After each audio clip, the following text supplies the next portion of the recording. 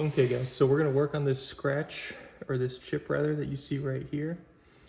You can tell that it's pretty large, and the first step is to take your favorite isopropyl cleaner and go ahead and clean the area.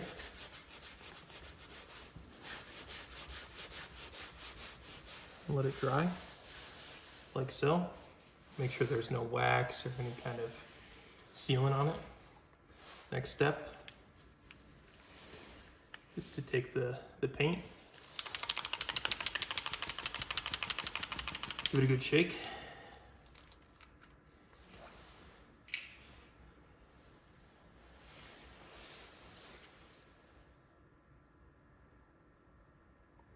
And you're supposed to take the paint and apply it next to the actual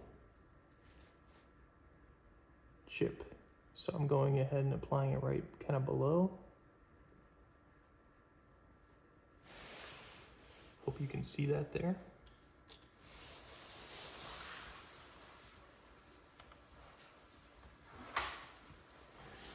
Then you're gonna go ahead and go take the squeegee that they gave you and just draw it over that surface.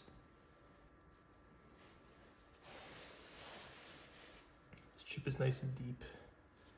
I'm gonna go ahead and get a little more paint. And when you're working with this paint, I think it's key to work indoor. See a lot of videos of people working with this paint outside in the sun, and it dries up really, really fast.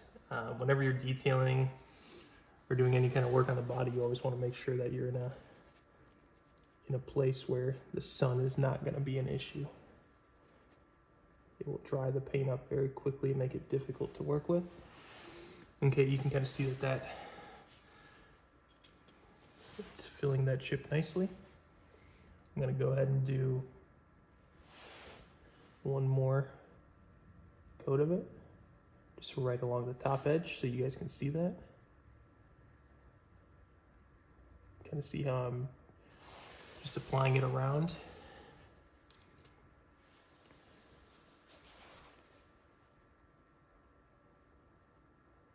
And drag it down. I'm going to drag it back up. Okay, very good. All right, we're gonna let that dry for about 3 to 4 minutes, like it says.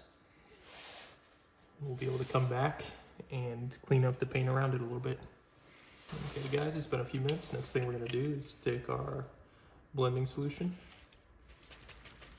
Go ahead and give this a good shake. Again, make sure you're working in an area that's not exposed to direct sunlight. Otherwise, the product will not be as effective and the excess paint will become very difficult to remove. And it's as simple as taking a cloth, flipping the bottle over, wetting one area, and then we're going to go ahead and just gently touch around. You know, let the solution do the work. Still doesn't look great, so I'm probably going to have to do a few more layers, and we're just gonna kind of keep cleaning that area, just kind of get the excess paint and ridges off, and just let the solution do the work. There we go. Very nice. Okay, take the dry portion. Go ahead and dry it up. One thing I did notice from a lot of other videos is that white paint is a little bit more difficult to work with because the underlying gouge is going to be black and you're putting a lighter color paint over it, right? So just keep that in consideration when you buy the car, right? For example, if you get a car with blue paint, the underlying scratch would be white.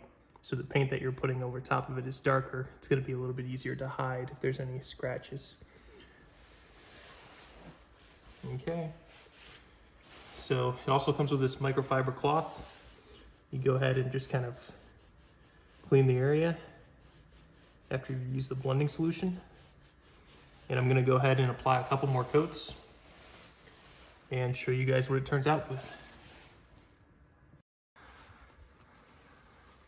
Okay guys, so this is kind of what the final product looks like. You can tell definitely that it filled the scratch slash gouge in so much in a little bit, but I think because it is more of a gouge than it is a scratch, that it's going to be very difficult for this type of touch-up to work. So it kind of worked, and let me go to the other side. Okay, so that's this is what it looks like after a couple applications. It doesn't look great still, and I think it's because it's more of a gouge than it is a scratch. It did take away some of the interior color of that gouge, but not a lot. Even up here, this one's more of a gouge. It touched up some of the area around it, but it's not great. I think, like I said, the Tesla paint touch-up kit will definitely work better if you have a dark colored vehicle and the scratch underneath is white. I think it's very easy for the paint to overtake the light color as opposed to a lighter paint trying to take over a dark color underneath. So overall, would I recommend? Probably not. It just doesn't do a great job. I mean, there's even a typo. Shake paint well, dab a small amount of paint, nest to the chip. I mean, how easy was it for them to just do a quick spell check? Even though nest is spelled correctly, but it just doesn't make sense in that sentence. So it's next to the chip.